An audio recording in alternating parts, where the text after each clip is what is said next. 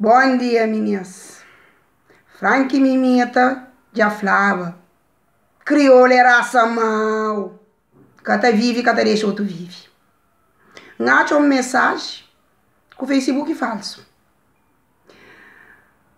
Uma mulher que cacharam com três, cata pô veio aqui da casa. Meninas. Ai, minton veio era para pôr cumprir o que tá arrastava na chão. Sim, que tá arrastava na chão. Para mim cacharam com três, cacharam com quatro. Quatro meninas e massa franhosa. Quatro filhos. Ai, meu era para pôr que tá arrastava na chão. Só que aquele dia está lá, mas chão que tinha ramo.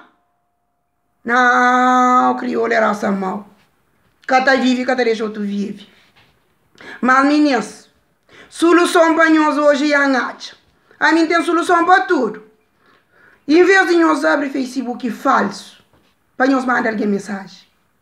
Nós mandamos com aquele que nós temos. Agora arranja a solução. Nós temos medo. Nós compra cachorro.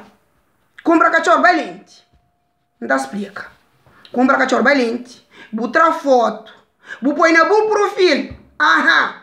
Põe foto que o cachorro na bom perfil, vou escreve. Cachorro valente.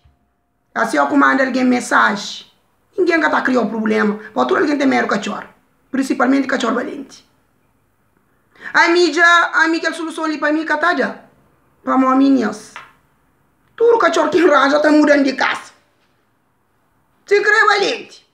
Tudo que arranja está mudando de casa. Nunca sei para onde. Crê nas suas cabeças. Dois valentes juntados com a tua filha. A minha nós tem que estar conforto. A minha foto que tem que estar fica.